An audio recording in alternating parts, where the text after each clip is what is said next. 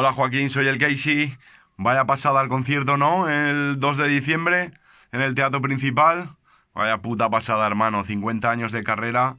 Ojalá la vida me permita a mí estar en los escenarios y con los bolis y con las movidas 50 años como tú. Enhorabuena, de corazón. Y nada, tío, a disfrutar ese momentazo.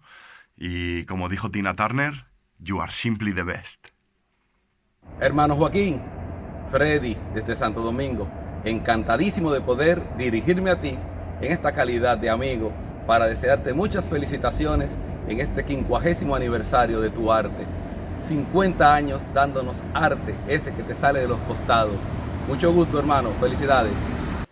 Muchas felicidades, Carbonell. Gracias por tu música, por tu buen sentido del humor, por todos esos momentos que nos has regalado. Y todavía recuerdo esa frase. En la vida todo suma hasta lo que resta. El pueblo de Barlo Pinto, está que no le llega grasa y al cinto. Hey, hola.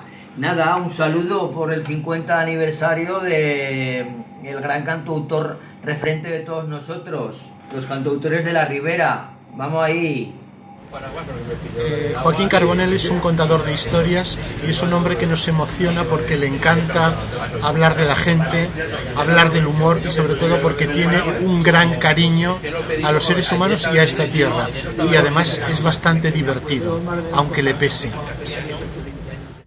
Querido Joaquín, yo no te puedo dedicar una canción, no tengo esa facilidad para la copla de nuestro Luisito Alegre.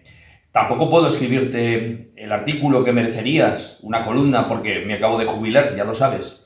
Pero sí puedo hacer algo que se me da también bastante bien. Eso sí, puedo brindar por ti, por esos 50 años, medio siglo de canción y de vida, y por lo que ha de venir, porque todavía estás en edad de merecer, querido.